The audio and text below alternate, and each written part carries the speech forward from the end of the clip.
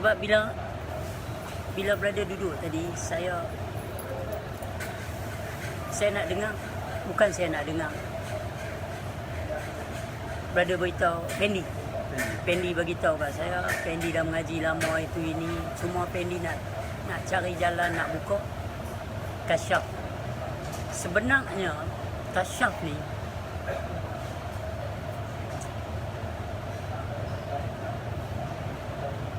bila Allah Ta'ala itu sendiri memberi petunjuk.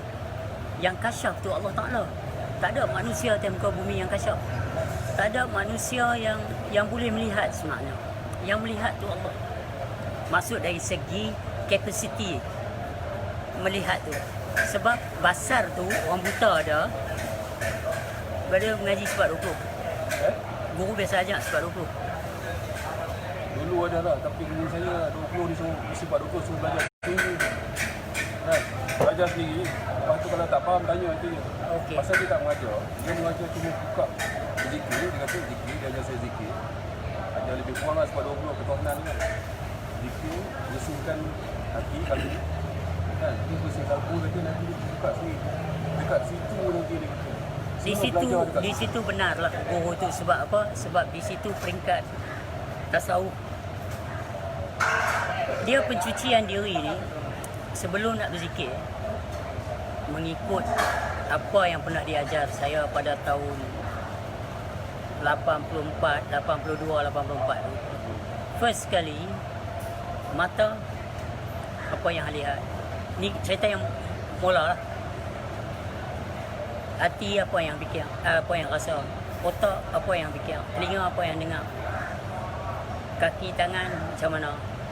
Dalam masa yang sama kita banyak proses of growing sebagai seorang anak muda yang hidup di zaman rock and roll ni apa semua kan. Kami melakukan banyak silap lah dari segi keinginan dan kemahuan. So ilmu masuk campur aduk dengan nafsu dunia ni. So dia bergaul. Di situ bila kita renung balik, Tuhan sedang mengajak sesuatu. Dia bagi tahu bila awak dah masuk daripada pergi ke pengajian tasawuf pula, bila guru buka bab-bab kasyaf, bab-bab ilmu kasyaf ni apa semua, sebenarnya tak ada manusia yang kasyaf, tak ada guru yang kasyaf. Bila guru tu bukan lagi guru, dia kata dia la haula wala quwata illa billahil aliyyil azim. Bila dia sebut macam tu, so mana yang dikata dia kasyaf? Mana dikatakan ulama kasyaf? Kau mereka memegang tauhid la haula wala. So sebab kalau ada basar dia buka sebab 20 sikit boleh? Boleh. Okay. Sebab nak terang apa yang brother cakap, saya kena I have my own way of explanations. So I tak boleh kata nak apa? Brother kata nak mi. Brother kata nak mi. Saya minta bagi mi satu, saya akan menyusahkan mamak tu. Tahu apa saya buat? Agak brother saya buat. Brother nak makan apa? Saya kata tak apa, saya belayak. Saya banyak pasal brother main table saya macam tetamu saya. Kita tak janji pun brother main. So hari ni saya tak nak makan apa, brother kata mi. Saya kali, mamak, mi satu. Menyusahkan mamak tu dari sudut apa? Dia main-main tanya, adik, apa mi mau? Dia ada mi rebus, mi kari, mi goreng, mi sup. Dia nak sampaikan hajat ni orang panggil ni. Nampak? Tertib setelah diberitahu ada lagi. Ilmu, tertib, ilmu dengan tertib amal ni, dengan tertib tak boleh lari. Dia nak goreng tu adalah nak mentajalikan permintaan daripada kehendak tu. Bagaimana untuk dia mentajalikan sesuatu kalau tauhid dia tu tak faham mi apa anak. Ada mi, tapi mi apa? Saya kata, weh, lu apa ni, baru nak buat tepung mi? Tak ada, lu cakap mi tapi saya tak tahu mi apa mau bikin, banyak mi sini. Begitu juga dengan ilmu. Awak cakap pasal ilmu agama, tapi ilmu agama sudut apa? Awak nak cakap wahdatul wujud, awak nak kupas wahdatul wujud, awak nak cakap pasal wahdatul wujud, awak sendiri tak kenal diri awak. Awak nak cakap pasal kasyaf, awak sendiri tak tahu ni ability to see ni. Human being is only a living being. Manusia ni hidup. Untuk hidup, food, ayam, angin ni, udara. What does they do bila mereka pass out kita punya throat is digestion, makanan. Okay? So,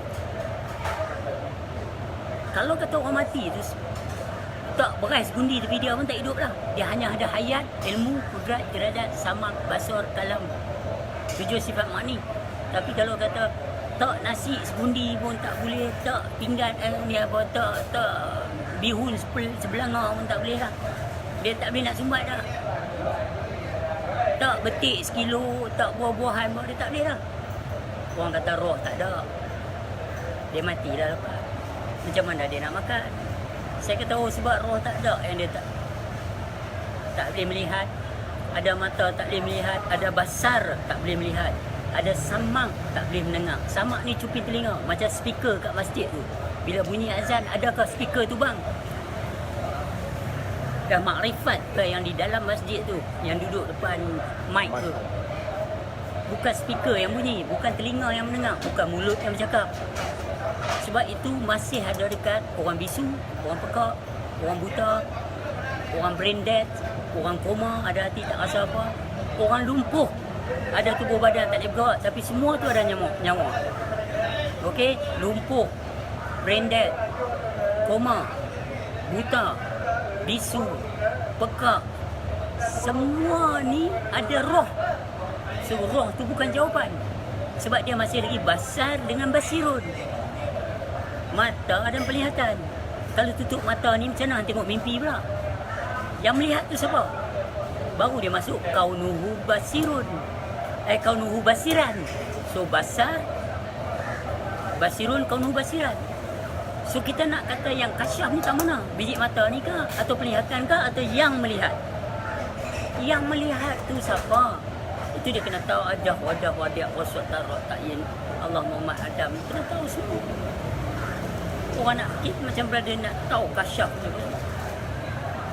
Bukan brother punya kerja tu. Itu bila kita tahu satu guru tu kasyaf apa semua. Dari sudut tasawuf kan bercerita, kau hidup makrifah, lepas dia tanya siapa guru ni? Bila orang tanya bab solat, hang ke yang solat? Nampak? Benda-benda macam ni, tapi bila kita ada buka umum macam ni, orang-orang akan melihat dari sudut yang ramai. So brother, bila saya cakap brother tadi bab kasyaf ni, zikir itu mengulangi benda, nama-nama nak sebut klim botol ke apa ni, karipat kita tahu juga karipat tu macam mana kita sebut Allah itu pun nama ni. Saya tanya brother tahu toge timun dicincang sikit panjang-panjang, kuah kacang, karipak. Bukan betul. Tokoh Sumbat. Sebab brother dah kenal. Kalau saya sebut Allah, brother dah terpinggir Allah tu nama, tahu Sumbat tu nama. Tapi yang mengenal membuat awak tahu Sumbat. Bila saya tahu saya kata ini tahu Sumbat, awak kata bukan, sebab awak telah mengenal. Awak mengenal zat dia, sifat dia, asma dia, amal dia. Bagaimana zat dia, rasa dia macam mana, sifat dia macam mana, bentuk dia apa semua, nama dia apa dia, apa dia macam mana, kedudukan dia. Ada timun jolok masuk semua, apa semua jolok masuk, tuang kuah kata. Itu apa dia. Ini sifat-sifat yang perlu ada untuk menjadikan tahu Sumbat, tokoh Sumbat. Kalau zat sifat Allah Ta'ala ni menyeliputi 7 kala langit, 7 kala bumi dan barang sisinya, tak tahu. Apa? Mas. Terima kasih. So dia pemain serta jaram lah saya lagu ni. So hari ni bila kita cakap bab ilmu lah, peringkat untuk mengaji, orang kata berzikir dulu. Cakap orang sebut lah La ilaha illallah, la ilaha illallah sepanjang malam sampai ke pagi. Kami pada tahun 1986, kawan-kawan saya ramai lah, budak-budak muda, rambut panjang pun semua kami pergi mengaji di Pahang. Kami pergi mana pun ada tasbih berzikir ni, kau jangan main nama rentak sama sendiri. Hang duduk ujung ni, aku duduk ujung ni. Sampai cerah daripada gelap malam ke 11 malam tu start dah. Atau 12 1 minit start sampai cerah ke 7 balik. Tetapi bila main satu ketika proses of growing, mengenal seorang gadis, bercinta, mula jealousy main. Salah sangka timbul, saling tuduh-menuduh. Apa yang hang zikir selama ni habis? Ya proses macam tu, dia hantar satu orang mai bercinta dengan baik, habis. So sekarang ni sebab awak mengenal tu. Jadi kalau awak mengenal ke sini, aku ni dah marah dah ni. Tu kasyaf yang sebenar. Melihat, dia memberi petunjuk untuk melihat apa yang tak betul dan apa yang betul. Bukan kasyaf tengok hati orang, bukan tengok ni, tengok ni. Masa terang tu. Bukan nak lagu tu. Itu yang dia terang tu. Pasal menimbulkan kebencian. Salah sangka, bersangka-sangka. Oh macam ni ke guru dah. Kasyaf itu melihat. Kalau aku cakap macam ni orang dengar macam mana? Kalau orang cakap kat aku macam mana? Tak sedap. Tak sedap aku tak mau cakap kat orang macam ni. Itu macam tu dia punya usul. Sebelum saya nak cakap kat brother ni, ambul. Okay, kasih lah. So saya fikir, kalau aku cakap kat aku, orang cakap aku macam tu best tak? Usul. Tak best, aku tak cakap agak macam tu. Itu dia peringkat kasyaf ni, iaitu melihat ke dalam diri. So, bila benda-benda dah ada,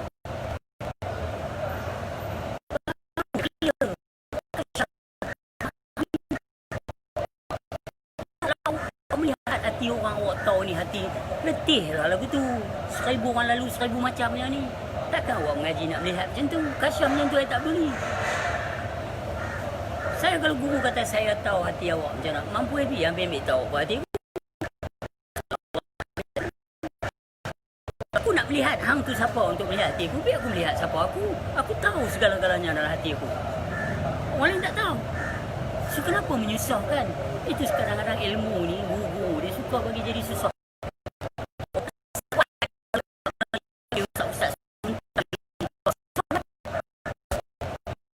Kalau ustaz tak faham, hang mengaji benda betul. Kalau ustaz tu duk entam orang, tak betul. Pasal hang duk cakap benda ni, aku cakap apa? Ubudiyah maujud. Aku tak pernah cakap ubudiyah. So bila orang main tanya kita nak jawab cara lagu lain. Awak nak apa lagi? Awak tak dah mengaji. Awak nak sebab yang wujud Allah setelah tak ada ang, setelah tak ada you, setelah tak ada Fauzi. Macam ada memikir, aku belum lagi ni, Apa dia? Tunjuk kat saya, dikatakan sampai itu apa dia?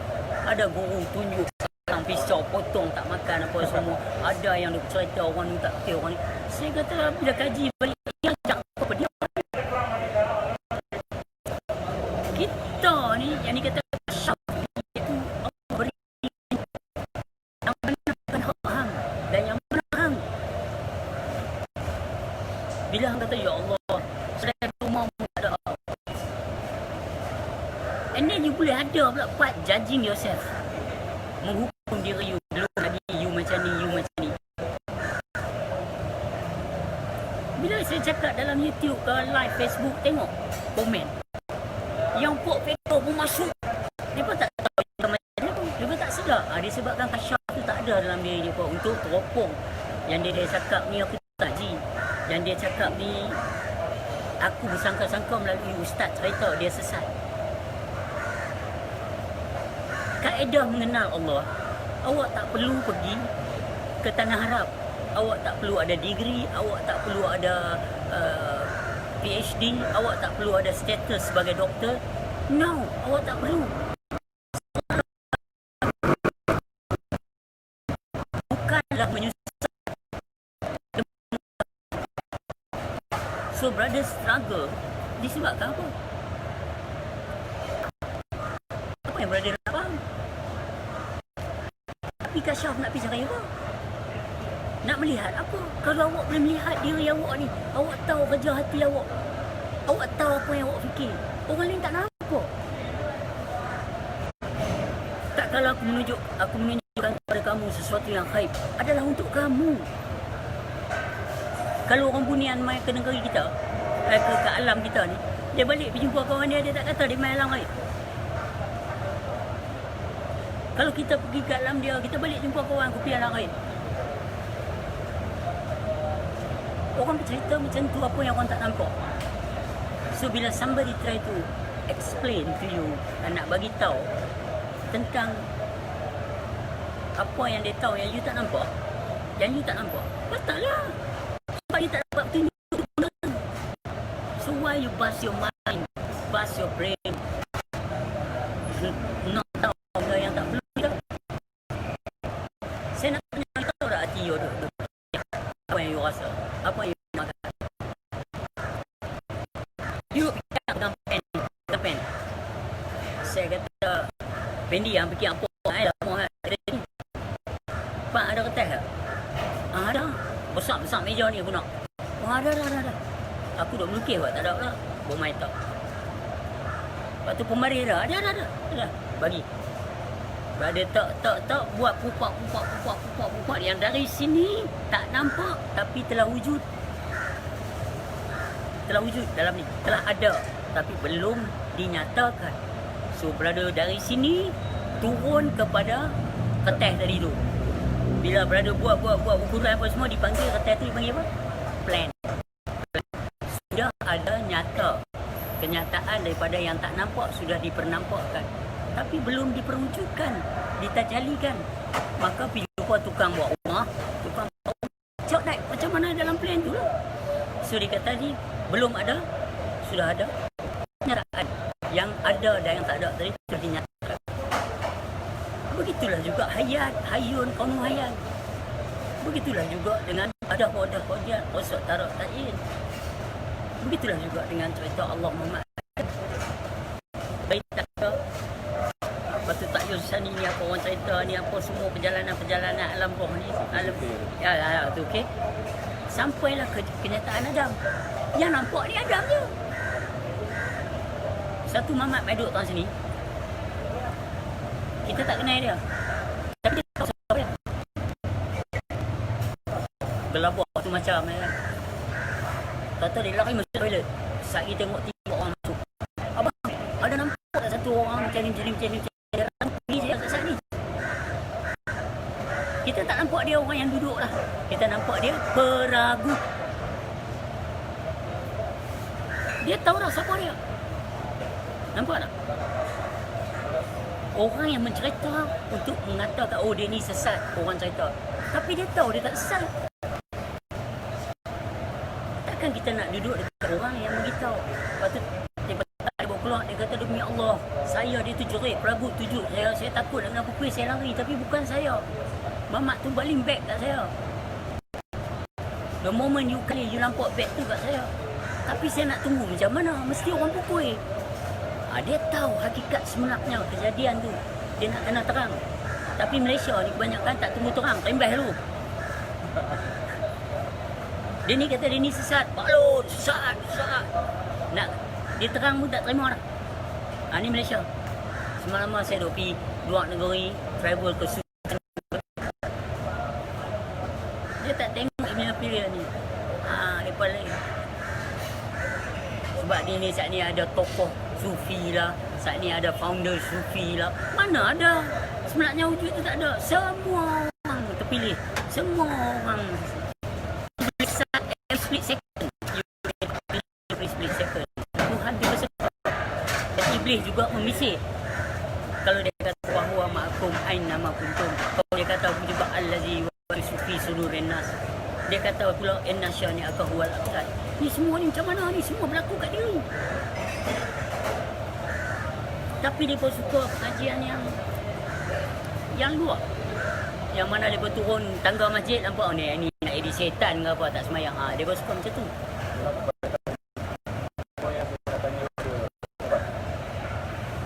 Masalah kasyaf ni bukan macam tu. Nampak alam dalam jin tu. Itu baru perintah alam gaib. Itu yang lepas cakap tadi. Kasyaf. Ini saya tengah himpunkan. Saya sekarang ni tengah himpunkan. Saya jumpa guru-guru manfaat. perkara yang saya nak tanya tadi memang sulit dia nak keluar.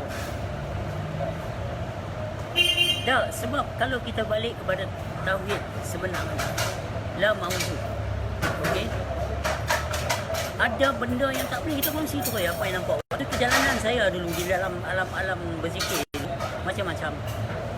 Di kampung Nahuda jadi apa, di tepi laut jadi apa, pokok kelapa dengan saya tu macam mana. Semua ni berlaku tetapi tak boleh dicerita. Sebab bila cerita